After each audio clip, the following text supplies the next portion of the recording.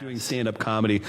Gosh, I'm sure when you got your start, you made plenty of drives across the country or regionally, wherever. 8 hours to go get paid $1.50 $25 hosting. But I was so proud that I was doing road work, and they threw in a motel, and I was so thrilled that I shared with the other comedian. But I was so thrilled. I wouldn't give up those stories for anything, but I just admire people who are obsessed and dedicated to something without a great deal of money involved. And minor league baseball players are almost the epitome of that. You're right. The lifestyle is torturous. Because if you're at 28 and you still haven't cracked the big leagues, and like your aunts and uncles are like, time to give it up. Yeah. Like, you're like, I'm 2 home runs away from $1 million contract or something. You feel like that. So there is always that carrot being dangled in front. As that relates to comedy, do you feel like, and we talked a little bit about this, about a unique situation.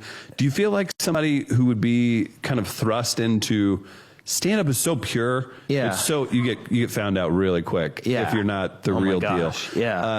Do you feel like somebody that kind of rises up quickly and chooses stand-up as a mode of how they're going to make money or how they're going to do it?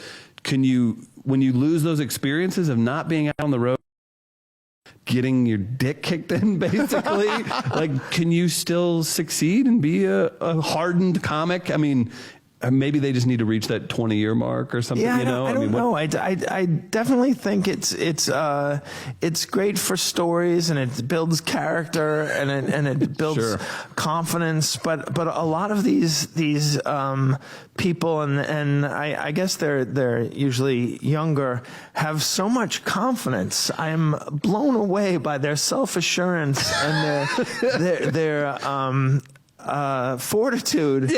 I was just milieu. That I'm just I admire that, and I envy it so much because it has taken me, and I still get and luckily you have comedians like Patton Oswalt and others who are interviewed, and they admit, I still get sick before shows, and I'm like, oh my gosh, I thought that was just me. I still get anxious as soon as I even at walk this level. but as soon as I walk on stage, it goes away, and I have this thing in my head where I've done this so many times, and even there's a scene in One Flew Over the Cuckoo's Nest where Jack Nicholson fails to break out of the